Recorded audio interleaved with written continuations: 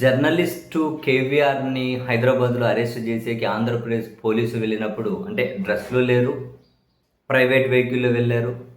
అక్కడి నుంచి ఆ కేవీఆర్‌ని అరెస్ట్ చేసి తీసుకొనొచ్చే క్రమంలో వాళ్ళ భార్య, వాళ్ళ పిల్లలు అడ్డపడ్డారు. అసలు మీరెవరు? పోలీసులైతే ఏంటి? ప్రూఫ్‌లేంటి? డ్రెస్‌లో లేరు. మీరేమైనా కిడ్నాప్ చేస్తూ ఉన్నారా? అని చెప్పి వాళ్ళు అడ్డపడ్డారు. అక్కడ స్థానికులు వచ్చారు. వాళ్ళు ప్రశ్నించారు. చివరికి అక్కడ సరూర్ నగర్ పోలీసులొచ్చారు. పెద్ద ఎపిసోడ్ నడిచింది కదా!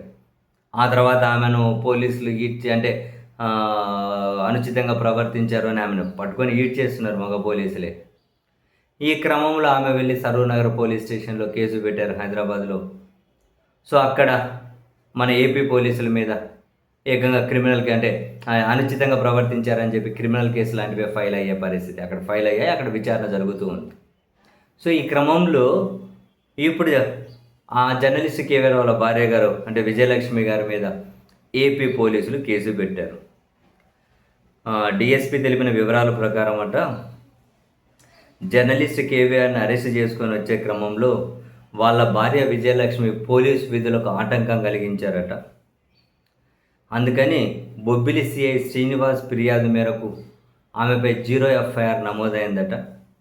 తదుపరి దర్యాప్తు చేయాల్సిందిగా సరూర్ నగర్ పోలీసులకు రిఫర్ చేశారట.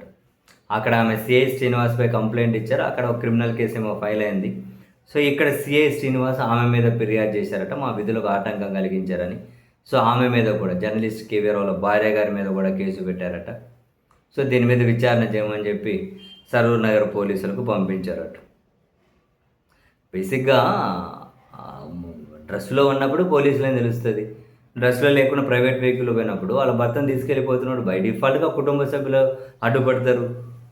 ఒక కుటుంబ సభ్యులే కాదు. అక్కడ కాలనీ వాసులు కూడా అడ్డుపడ్డారు. చివరికి అక్కడ సరూర్ నగర్ పోలీసులు రావాల్సొచ్చింది. సరేలెండి.